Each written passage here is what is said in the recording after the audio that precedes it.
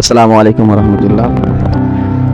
আমি মোহাম্মদ নয়ন। আজকে এসেছি গাইবান্ধা জেলার অনেক সুনামধন্য একটা জায়গা, যেখানে বিভিন্ন দূর থেকে মানুষ ঘুরতে আসে, অনেক আনন্দ উপভোগ করে। এখানে এসে আমরা সেই প্রাণপ্রিয় জায়গায় এসেছি, এসকেসিন গাইবান্ধা।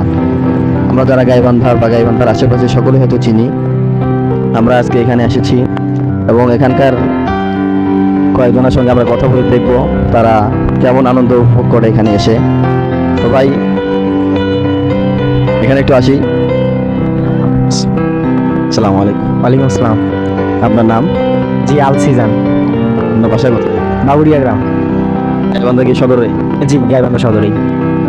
আপনি এখানে আসছেন কখন? আমি প্রায় 1 ঘন্টা হয়ে গেল এখানে আসার। এখানে আসার পর কেমন আনন্দ উপভোগ করতেছেন? আনন্দ উপভোগ বলতে পরিবেশটা তো অনেক ভালো। এরকম পরিবেশ গাইবান্ধার অন্যান্য জায়গায় আমি দেখিনি।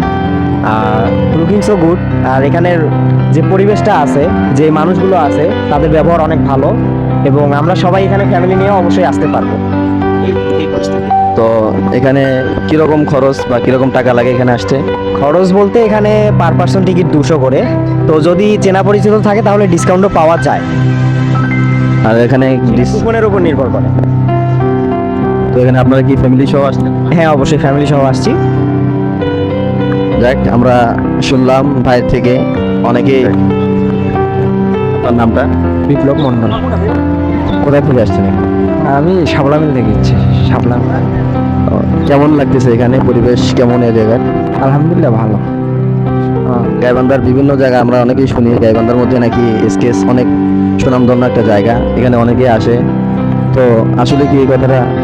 হ্যাঁ, সত্যি ভালো। অনেক অনেক মনোরম পরিবেশ।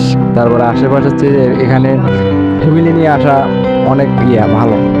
ওকে, ধন্যবাদ ভাই। আসসালামু আলাইকুম। তো আমরা এখানে দুজনের সঙ্গে কথা বললাম, সকলেই বলছে যে এখানের পরিবেশটা অনেক সুন্দর, সকলেই ফ্যামিলি নিয়ে আসতে পারবে। তো গাইবান্ধার আশপাশে বা উত্তরবঙ্গে যারা বা দূর দূরান্ত যারা আছে, এখানে সুন্দর এসকেসিন আমরা সকলে আসতে পারি। এখানে রিসোর্টের ব্যবস্থা আছে, আমরা সকলেই এখানে এসে আনন্দ উপভোগ করতে পারি। তো এবারের মতো আজকে বিদায় নিচ্ছি। আসসালামু আলাইকুম ওয়া রাহমাতুল্লাহ।